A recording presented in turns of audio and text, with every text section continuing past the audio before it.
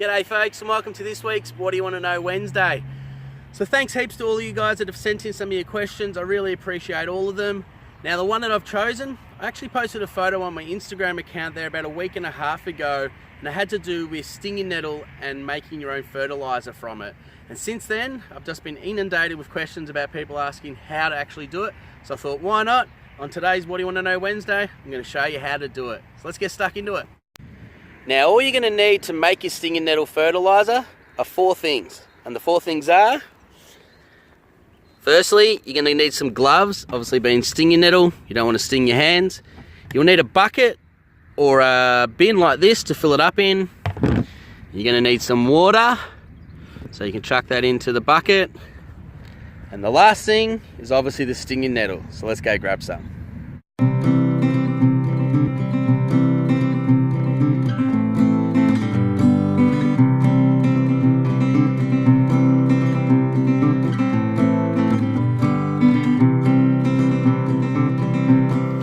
Alright, so we've got a nice crop of stinging nettle growing along here beside the shed.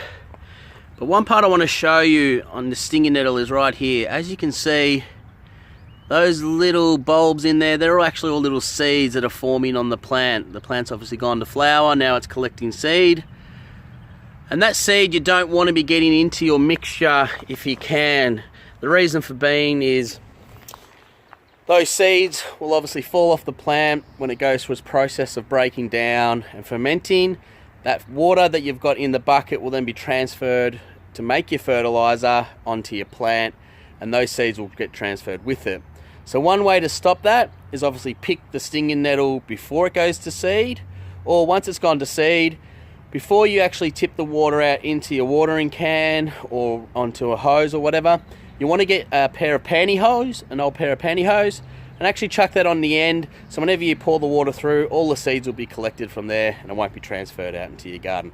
Alright, let's get collecting some more of this stinging nettle.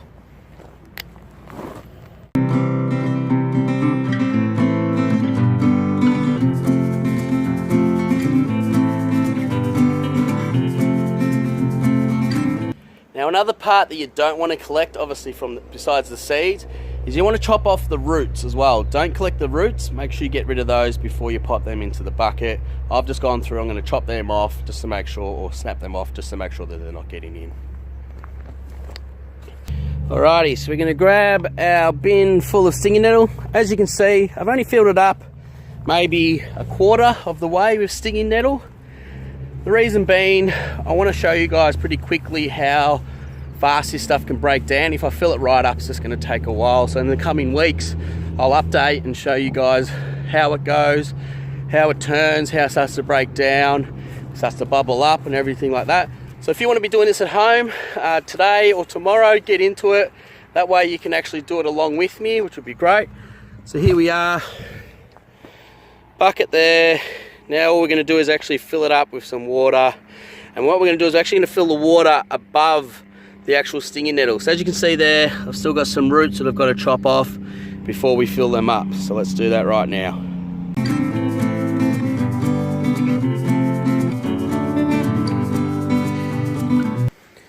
Right, so now that we've got all our stinging nettles in there, we're going to just turn the hose on. We're just going to fill this up.